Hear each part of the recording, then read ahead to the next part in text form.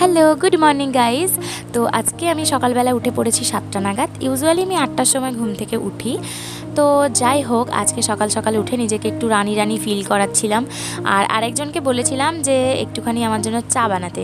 সে এমন একটা বিচ্ছিরি মার্কা চা বানিয়েছে যেটা একদম খাওয়ার যোগ্য না। তো যাই হোক, তারপরে আমি ব্রেকফাস্ট করে এখন যাচ্ছি অফিসে। আর আজকে না অফিস ছিল 2 থেকে 3 ঘন্টার জন্যই। তো সেই কারণে আমি একটু ক্যাজুয়ালভাবেই যাচ্ছি। আর আজকে কী ভীষণ যে গরম পড়েছে সেটা তোমাদেরকে বলে বোঝাতে পারবো না।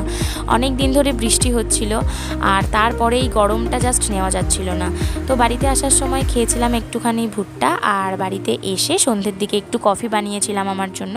আর অনেক দিন পর না মিল্ক কফি খেলাম। আর বাড়িতে একটা ছিল এই পাউরুটিগুলো, তো যেটা খাওয়াই হচ্ছিল না, তো সেটাই খেয়েছিলাম চাটা দিয়ে। আর তারপরে রাত্রিবেলা ডিনারটা করে নিলাম। একটু বিরিয়ানি ছিল, রুটি ছিল, তার সাথে একটু তরকারি ছিল। So that's it for today guys. Thank you for watching.